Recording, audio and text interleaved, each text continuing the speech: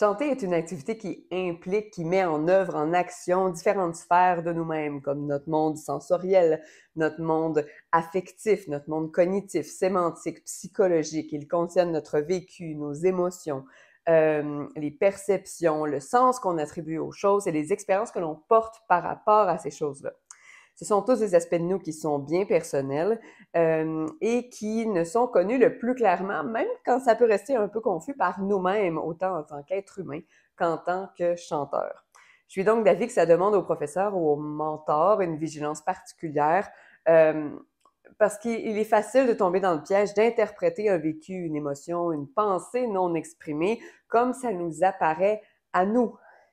Et le risque est d'attribuer ou de présumer des choses qui ne sont pas réelles, même sans aucune mauvaise intention. Et d'appliquer ça, de plaquer ça sur l'artiste qui est devant nous et d'agir en conséquence, donc de l'accompagner à travers ce filtre-là qui brouille la réalité. Donc la personne mentorée pourra se sentir confuse, non entendue ou guidée dans une direction qui n'est pas cohérente avec ce qui se passe pour elle. On a beau avoir les plus belles intentions du monde, vouloir être le plus objectif possible, avoir une grande capacité à bien lire et comprendre les gens, nous restons quand même des êtres humains. Et en tant qu'être humain, il nous est vraiment impossible d'être des pages vierges là, de toute croyance, de tout vécu, filtre, idéaux, expérience devant les gens ou les situations que nous rencontrons et côtoyons. Nous ne pouvons pas présumer avoir l'heure juste sur ce qui se joue chez l'autre. Ayons donc l'humilité de s'informer, de vérifier, de confirmer ou non, de questionner, de s'intéresser à ce qui se passe à ce moment précis pour la personne qui consulte et accepte de déposer au jour où elle en est dans tous les aspects de son parcours devant nous. Ça comprend une part de vulnérabilité qu'il convient, à mon sens, de considérer, de reconnaître et de traiter avec respect et importance. Comme chanteur qui allait chercher du soutien, je considère que vous ne devriez jamais sentir qu'on vous colle un vécu, une expérience, une sensation, une émotion, une pensée dessus et surtout que vous n'avez pas de place pour vous exprimer, pour vous dire ou pour corriger le tir s'il le faut. Tout ce que vous ressentez physiquement et affectivement est légitime par le simple fait que c'est ce qui se passe en vous.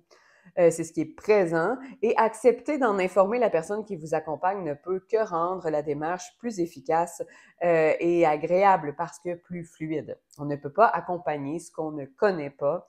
On ne peut pas non plus offrir de perspective sur ce qu'on ne connaît pas de vos perceptions. C'est particulièrement valable pour les jugements et les perceptions qu'on peut avoir sur nous-mêmes et sur notre parcours et nos progrès comme artistes. Une des richesses de faire équipe avec un professeur ou avec un coach est justement d'avoir accès à cette perspective plus globale, expérimentée, mieux informée de par son expertise et d'ainsi être moins happé par les distorsions cognitives qu'on peut porter là, consciemment ou non. L'humilité de l'accompagnant et l'expression, le partage de l'accompagné font partie de ce qui nourrit la confiance dans cette relation professionnelle-là.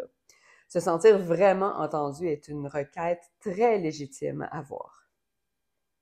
Alors, dans une situation vocale ou artistique X, c'est parce que tu sens ceci, c'est parce que tu as vécu ceci, tu dois avoir vécu ceci. Ça vient te chercher parce que tu portes la croyance que tu veux ou tu ne veux pas ceci, etc., n'ont pas leur place quand c'est plaqué et non informé et peuvent dérouter davantage qu'aider. Bref, ne prétendons jamais savoir plus que l'autre ce qu'il vit ou pense. Restons humbles et véritablement ouverts à connaître l'autre. C'est ce que nous valorisons d'ailleurs au Gym Vocal.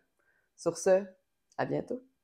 Vous trouverez juste en dessous un réchauffement vocal gratuit et un défi 4 jours pour améliorer un passage vocal difficile, gratuit aussi. N'hésitez pas!